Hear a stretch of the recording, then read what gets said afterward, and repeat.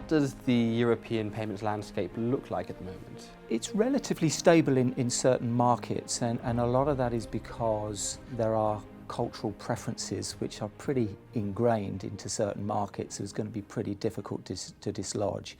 You will find that e-wallets is growing in terms of a preference of payments, and that is probably the rise of people using mobile to do online purchases. Which means the e-wallet is a convenient way of doing that. But if you look at Germany, for example, and the Netherlands, bank transfer has been prevalent in there. 70% of the online purchases in the Netherlands are made using a bank transfer. And actually the banks in that market, like they have in Germany and a number of other markets like Austria, have collaborated. So making a online bank transfer is very easy. Ideal in the Netherlands, represents 70% of all online bank transfers.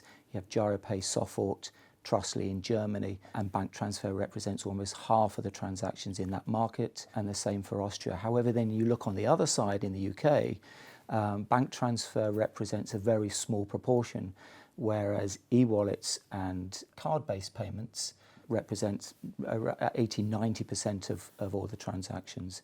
Most people in the UK have got a debit card.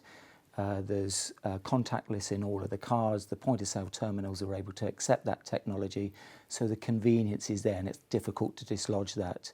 Whereas in Germany, on the other hand, and I think this probably throws back to the interwar period where there was hyperinflation, there is an aversion to debt, and that's 60, 70 years on from that, and that cultural preference to not wanting to have debt is still there. In fact, actually, the word in German for debt and the word for shame is the same word in Germany. So maybe that's alluding to a little bit of the reason why. Cash is sort of fairly strong in places like Portugal, where Multibanco is pretty high.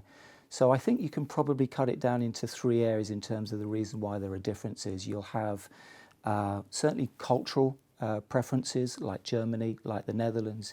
You'll have an established product like the UK with debit cards in there, and then you'll have niche products like in Scandinavia with Klarna, where that fits very nicely in terms of the requirements in that particular market about paying for goods on receipt or in instalments, etc.